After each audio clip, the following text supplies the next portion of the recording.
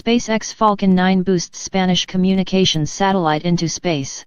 Lighting up the night sky, a SpaceX Falcon 9 rocket making the program's 50th flight thundered away from Cape Canaveral early Tuesday, shattering the overnight calm with a crackling roar as it boosted a Spanish communications satellite toward orbit in the California rocket builder's fifth flight so far this year.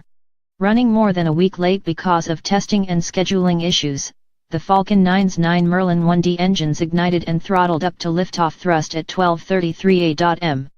EST, pushing the booster away from Pad 40 at the Cape Canaveral Air Force Station atop a brilliant plume of fire visible for miles around. With the engines generating 1.7 million pounds of thrust, the slender 229-foot-tall rocket initially climbed straight up, then arced over to the east and shot away over the Atlantic Ocean, rapidly fading from view as it accelerated toward space. SpaceX founder and CEO Elon Musk took to Twitter to reflect. Very proud of the SpaceX team. Can't believe it's been 50 Falcon 9 launches already.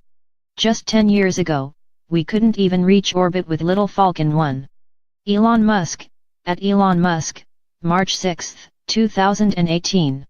The engines shut down and the first stage fell away about 2.5 minutes after launch, and the flight continued on the power of the second stage's single Merlin engine. The first stage, meanwhile, fell back into the atmosphere, but no attempt was made to recover the rocket. That's because SpaceX's booster recovery ship remained in Port Canaveral due to rough seas, with waves topping 24 feet in the landing zone. While the first stage carried out a series of re-entry rocket firings just as it would for a drone ship landing, the booster was not expected to survive impact in the ocean. But getting the Hispasat 30W6 satellite to orbit was the primary goal of the flight, and the second stage did just that, reaching a preliminary parking orbit about 8 minutes and 40 seconds after launch. A second firing was required to put Hispasat 30W6 into the required highly elliptical transfer orbit. The satellite will use its own propulsion system to circularize the orbit at an altitude of 22,000 miles above the equator. Satellites in such geostationary orbits take 24 hours to complete one trip around the planet and thus appear stationary in the sky, a critical requirement for communications stations. As its name implies, Hispasat 30W6 eventually will be stationed above the equator east of Brazil at 30 degrees west longitude, where it will replace an older satellite, Hispasat 1D, providing additional high-speed Ku-band coverage of the Andes region in Brazil, along with expanded service to the Americas and Western Europe.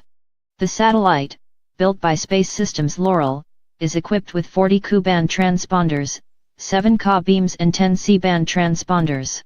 Hispasat distributes Spanish and Portuguese content, including direct-to-home and high-definition television. The company also provides satellite broadband service and data for governments and corporate users.